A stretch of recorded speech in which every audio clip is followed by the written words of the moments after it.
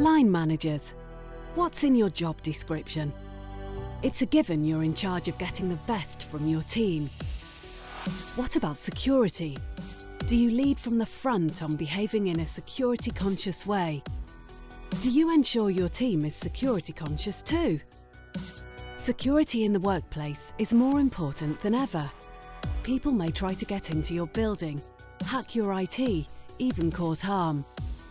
They might be criminals trying to get to your accounts, competitors after valuable knowledge or protected IP, even foreign intelligence services vying for information on UK businesses. They target the weakest point, and that can be an unwitting employee. Raising awareness of security is an important part of a manager's job. So, what's the best way of doing this? Take it upon yourself to tell employees about security policy. Make sure your team and every new starter gets the same briefing and always lead by example. It's no good telling others to adhere to good practices if you don't do it yourself. When you brief your employees, don't lecture them or be too formal, otherwise they may not listen.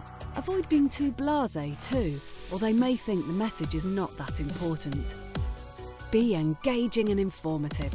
Prepare some case studies that show employees what sort of attacks can happen and how that directly affects them. Make it personal. Tangible examples of what or what not to do in a security situation bring home to people the role they play in keeping your organisation safe. Keep them topped up. Security policy changes constantly, especially in the digital world.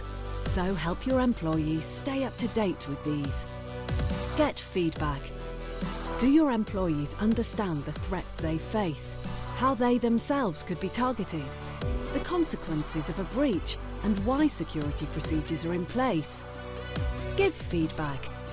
Let your employees know when they're behaving in a way that could put the security of certain information or organisational assets at risk, and advise them of the correct procedure.